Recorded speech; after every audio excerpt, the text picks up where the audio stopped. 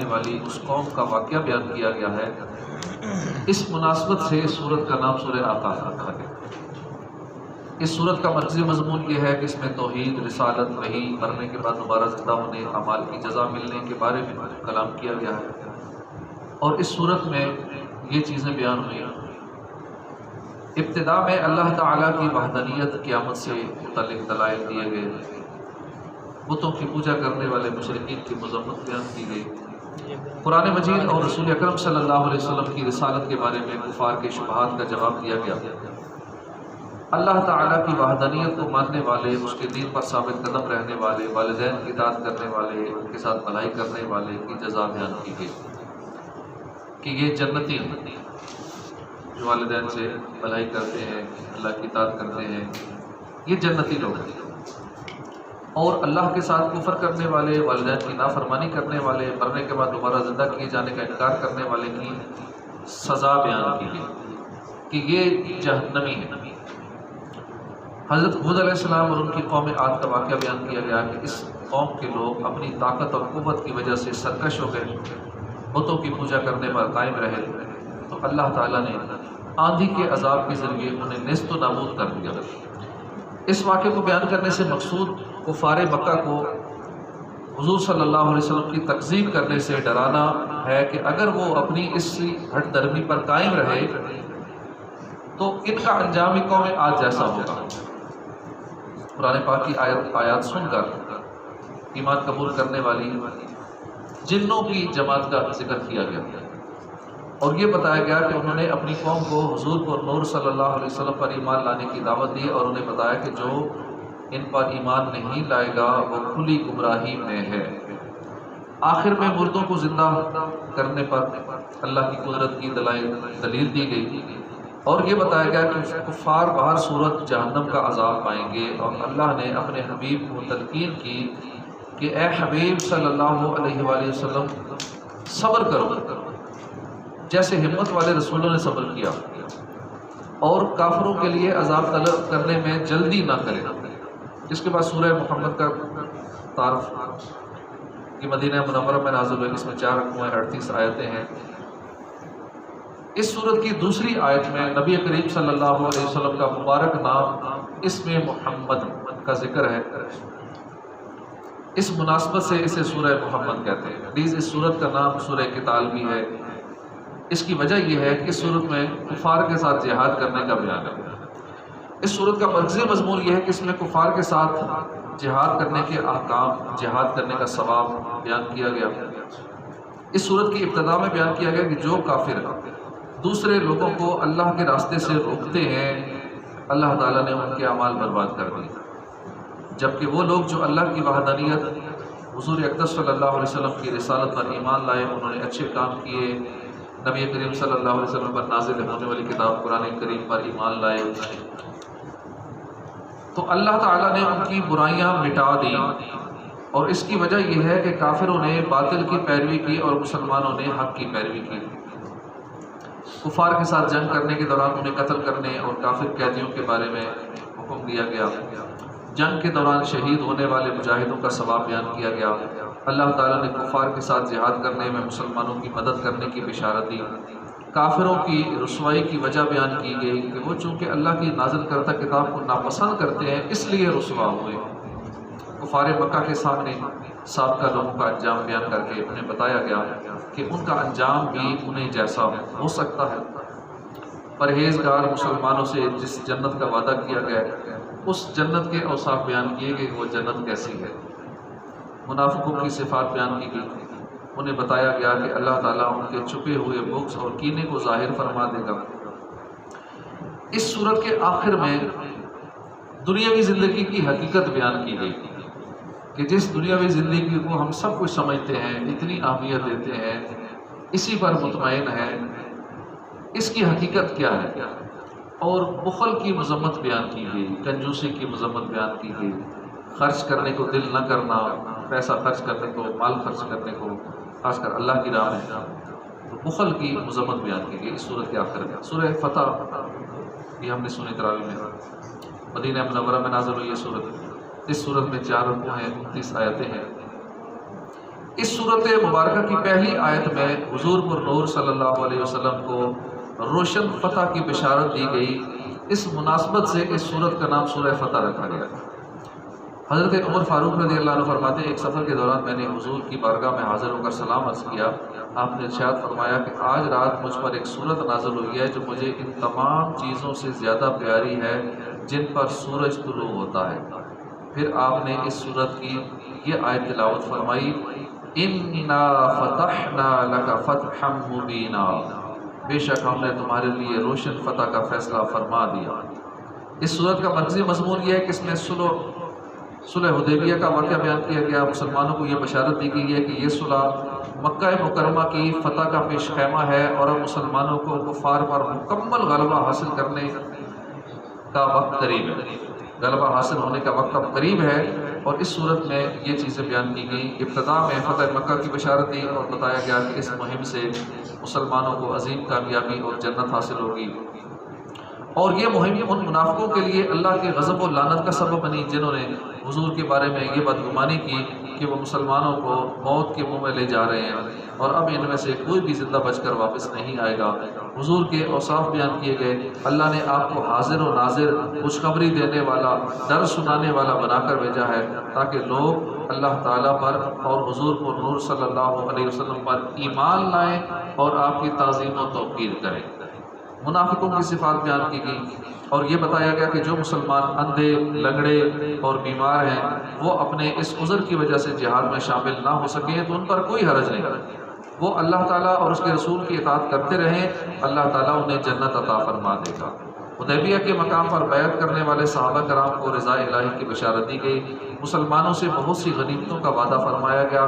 حدیبیہ کے مقام پر کفار مکہ سے جنگ کی بجائے صلح ہونے میں مسلمانوں پر جو اللہ کا فضل ہوا وہ بیان کیا گیا، اور نبی کریم صلی اللہ علیہ وسلم کے خواب کی تصدیق اور اس کی تعبیر میں تاخیر کی حکمت بیان کی گئی۔ آخر میں بتایا گیا کہ حضور پر نور صلی اللہ علیہ وسلم کو ہدایت اور دین حق کے ساتھ بھیجا گیا تاکہ اللہ تعالیٰ اسے سب دینوں پر غالب کر دے، اور نبی کریم صلی اللہ علیہ وسلم اور ان کے صحابہ کرام آپس میں نرم دل جبکہ کافروں پر سخت ہیں، نیز نیک عمل کرنے والے مسلمانوں سے مغفرت اور عظیم ثواب کا وعدہ فرمایا گیا۔ اس کے بعد سورہ حجرات سنی۔ یہ سورت مدینہ منورہ میں نازل ہوئی۔ اس میں 2 رکوع ہیں، 18 آیتیں ہیں۔ حجرات کا مطلب ہے حجرے، کمرے، رومز۔ اس صورت کی آیت نمبر 4 میں حجرات کا لفظ آیا ہے، اس کی مناسبت سے اس کا نام سورہ حجرات رکھا گیا۔ اس صورت کا مرکزی مضمون یہ ہے کہ اس صورت میں متعدد امور میں مسلمانوں کی تربیت فرمائی گئی۔ اس صورت میں یہ چیزیں بیان کی گئیں۔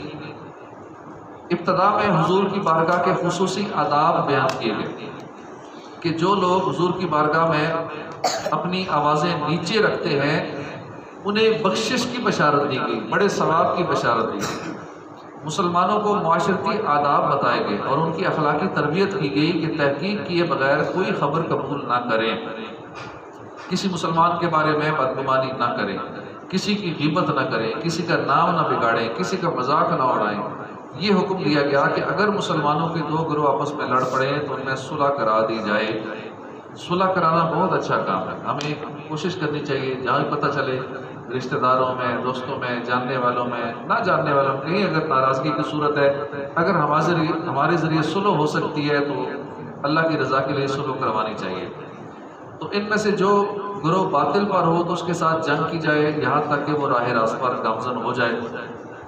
اس صورت کے آخر میں اپنے ایمان کا احسان جتانے والوں کی سرزنش کی گئی اور یہ بتایا گیا کہ کسی کا اسلام قبول کرنا اللہ کے رسول پر کوئی احسان نہیں ہے، نیز حقیقی مسلمان وہ ہے جو اللہ اور اس کے رسول پر ایمان لائے، پھر وہ دین کے کسی کام میں شک نہ کرے اور اپنی جان مال سے اللہ کی راہ میں جہاد کرے۔ اس کے بعد سورہ قاف سنی۔ یہ مکہ مکرمہ میں نازل ہوئی۔ اس میں 3 رکوع ہیں، 45 آیتیں ہیں۔ قاف حروف مقطعات میں سے ہے۔ اس صورت کی پہلی آیت میں یہ حرف موجود ہے، اس مناسبت سے اس صورت کو سورہ قاف کہتے ہیں۔ حضرت عمر بن خطاب نے حضرت ابو واقد لیثی رضی اللہ عنہ سے پوچھا کہ نبی کریم صلی اللہ علیہ وسلم عیدین کی نماز میں کیا پڑھا کرتے تھے؟ آپ نے عرض کی حضور پر نور صلی اللہ علیہ وسلم عید کی نماز میں قاف والفرقان المجید قاف والقرآن المجید اور اقتربت الساعۃ وانشق القمر پڑھا کرتے تھے۔ حضرت ام حشام بنت حارثہ فرماتی ہیں میں نے قاف والقرآن المجید نبی کریم صلی اللہ علیہ وسلم کی زبان اقدس سے سن کر ہی یاد رہے۔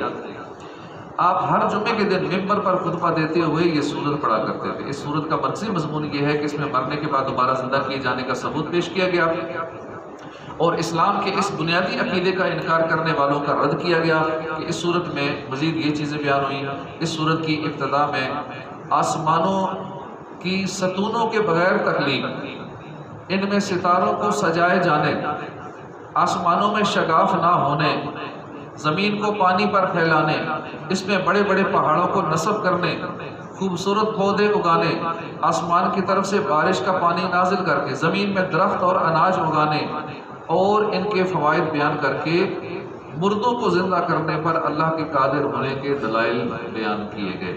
سابقہ امتوں جیسے نوح علیہ السلام کی قوم، اصحاب رس، ثمود، عاد، فرعون، حضرت لوط کی قوم، اصحاب ایکا، حضرت شعیب کی قوم، قوم تبع کے بارے میں بتایا گیا۔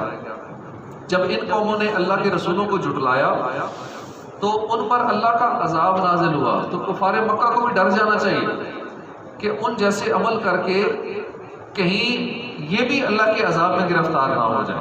یہ بتایا گیا کہ ہر انسان کے دائیں بائیں دو فرشتے ہیں جو انسان کے ہر عمل کو لکھ رہے ہیں، ہر قول کو لکھ رہے ہیں۔ موت کی سختیاں، حشر، حساب کی ہولناکیاں بیان کی گئی، متقی لوگوں کا وصف اور ان کی جزا بیان کی گئی، اور یہ بتایا گیا کہ سابقہ امتوں کی ہلاکت سے عبرت اور نصیحت وہ حاصل کرتا ہے جو حق قبول کرنے والا دل رکھتا ہو، یا کان لگا کر اور دل سے حاضر ہو کر قرآن کی نصیحتیں سنتا ہو۔ اس کے بعد سورہ ذاریات، یہ بھی ہم نے سنی، کیونکہ یہ چھوٹی چھوٹی صورتیں ہیں نا، اب ہم زیادہ صورتیں سنتے ہیں تراویح کے اندر، جو ہم آگے پڑھ رہے ہیں صورتیں چھوٹی صورتیں اس میں آ رہی ہیں۔ تو آخری سورہ جو سنی سورہ ذاریات۔ سورہ ذاریات مکہ مکرمہ میں نازل ہوئی، اس میں 3 رکوع ہیں، 60 آیتیں ہیں۔ ذاریات کا مطلب ہے خاک بکھیر کر اڑا دینے والی ہوائیں، خاک بکھیر کر اڑا دینے والی ہوائیں۔ اور اس سورت کی پہلی آیت میں چونکہ ان ہواؤں کا ذکر ہوا، ان ہواؤں کی قسم ارشاد فرمائی گئی، اس مناسبت سے سورت کا نام سورہ ذاریات رکھا گیا۔ اس سورت کا مرکزی مضمون یہ ہے کہ اس میں اسلام کے بنیادی عقائد جیسے توحید، مرنے کے بعد دوبارہ زندہ کیے جانے، نبوت وغیرہ کو ثابت کیا گیا، اور اس کے مخالف چیزوں جیسے شرک ہے، نبوت کی تکذیب ہے، حشر و نشر کے انکار کی نفی کی گئی۔ اس سورت کی ابتدائی آیات میں کفار مکہ کے احوال بیان کی گئے کہ وہ قرآن مجید آخرت اور جہنم کے شدید عذاب کو جھٹلاتے ہیں۔ اسی طرح متقی مسلمانوں کے احوال اور ان کے لیے تیار کی گئی جنت کی نعمتیں بیان کی گئی، تاکہ عقل مند انسان ان دونوں میں فرق سمجھ سکے اور اسے عبرت و نصیحت حاصل کرے۔ کفار مکہ کی طرف سے پہنچنے والی اذیتوں پر نبی کریم صلی اللہ علیہ وسلم اور صحابہ کرام کو تسلی دینے کے لیے پچھلے انبیاء اور ان کی امتوں کے واقعات بیان ہوئے۔ اللہ تعالیٰ نے اپنی قدرت اور وحدانیت کے دلائل ذکر فرمائے، اور کسی کو اللہ کا شریک قرار دینے، اللہ کے رسولوں کی تکذیب کرنے سے منع کیا گیا۔ حضور کو حکم دیا گیا کہ منکرین سے منہ پھیر لیں، متقی لوگوں کو نصیحت کریں۔ اس صورت کے آخر میں جنات اور انسانوں کو کیوں پیدا کیا گیا، انسانوں اور جنات کی تخلیق کا مقصد بیان کیا گیا کہ انہیں پیدا کرنے سے مقصود یہ ہے کہ اللہ کی معرفت حاصل کریں اور اخلاص کے ساتھ صرف اسی کی عبادت کریں۔ وما خلقت الجن والانس الا لیعبدون۔ اور یہ بتایا گیا کہ تمام مخلوق کا رزق اللہ نے اپنے ذمہ کرم پر لے لیا۔ 20 کفار و مشرکین سے قیامت کے دن شدید عذاب کا وعدہ کیا گیا اور انہیں دنیا میں سابقہ امتوں جیسا عذاب نازل ہونے سے ڈرایا گیا۔ اب جس چیز کا وعدہ اللہ پاک نے اپنے ذمہ لے رکھا ہے، سب کو اسی چیز کی ٹینشن ہے، اور مغفرت کا ہمیں کچھ نہیں پتا، ہمیں اس کی ٹینشن نہیں ہے کہ ہماری مغفرت ہوگی، ہمارے گناہ بخشے جائیں گے، نہیں بخشے جائیں گے، ہمارا بنے گا کیا، ہمارا رضا کے وقت ایمان سلامت رہے گا نہیں رہے گا، قبر میں ہمارا کیا بنے گا، پتہ نہیں ہم بخشے جائیں گے نہیں بخشے جائیں گے۔ ہمیں اس کی فکر کرنی چاہیے، لیکن ان چیزوں کی فکر نہیں ہے۔ فکر ہے تو فکر معاش بد بلا، اگلا کیا ہے سمجھ رہے؟ فکر معاش بد بلا، لاکھوں بلا میں پھنسنے کو روح بدن میں آئی کیوں؟ پورا ایک کلام ہے کہ اتنے مسائل میں پھنسنے کو روح بدن میں آئی کیوں؟ کہ یہ رزق کی ٹینشن ہے، بے روزگار کی ٹینشن ہے، نوکری کی ٹینشن ہے، کاروبار کی ٹینشن ہے، لاکھوں بلا میں پھنسنے کو روح بدن میں آئی کیوں؟ تو ساری ٹینشنیں لگی ہوئی ہیں، لیکن وہ ٹینشن نہیں جو ہونی چاہیے۔ حالانکہ سب کو پتہ ہے کہ اللہ پاک نے رزق کا ذمہ اپنے ذمہ کرم پر لیا ہے۔ اگر ہم نے ہی کما کے کھانا ہوتا تو پھر ماں کے پیٹ میں کون سی کمائی کرتے تھے، کون سی جاب بزنس کیا کرتے تھے؟ وہاں بھی تو ملتا رہا، اور جو چاہیے تھا وہ دیا اللہ پاک نے، اور جیسے چاہیے تھا اس ذریعے سے دیا، کیونکہ وہاں منہ میں دانت نہیں تھے، منہ بھی کھینچ نہیں سکتے تھے، نہیں کر سکتے تھے، ناف کے ذریعے اللہ پاک نے دیا، ناف سے کنیکشن تھا، ساری خوراک وہاں سے پہنچتی رہی۔ دنیا میں آتے ہی کون سی ہم کمائی کرتے تھے، کاروبار کرتے تھے، جاب کرتے تھے؟ اللہ پاک نے ذریعہ بنا دیا نا کسی کو، رزق ملتا رہا، اور جیسے ہی بڑے ہوتے ہمیں یہی ٹینشن لگ جاتی شاید اس کے بغیر نظام نہیں چلے گا، نمازیں بھول جاتے ہیں، نیک کام کرنے بھول جاتے ہیں، عبادت سے دور ہو جاتے ہیں، اور گناہوں میں مبتلا ہو جاتے ہیں۔ بھائی گناہ کریں گے تو ملے گا، کیا کریں؟ سود نہیں کریں کھائیں گے تو کیسے چلے گا نظام؟ تو سودی کاروبار، تو گناہوں بھرے، حرام کی کمائی، نہ جانے کن کن کاموں پڑ جاتے ہیں۔ حالانکہ اللہ پاک نے سب کی روزی اپنے ذمہ کرم پر لی ہوئی ہے۔ ہاں کسی کو کم دے گا، کسی کو زیادہ دے گا، اس میں بھی آزمائش ہے، کم دینے میں بھی اس کی حکمت ہے، کسی کو غریب رکھنے میں بھی اس کی حکمت ہے کہ اس کا فائدہ اسی میں ہی ہے کہ وہ غریب ہی رہے، کیونکہ امیر ہوگا تو اس کا نقصان ہوگا۔ اللہ جانتا ہے بہتر ہمارے بارے میں کہ ہمارا فائدہ کس میں ہے، نقصان کس میں ہے۔ ہو سکتا ہے کہ اس کے پاس پیسہ زیادہ آ جائے تو وہ اس کو گناہوں میں مبتلا کر دے، اس کو عیاشیوں میں، بدکاریوں میں، شراب میں، جوئے میں، طرح طرح کے گناہوں میں اللہ سے دور کر دے۔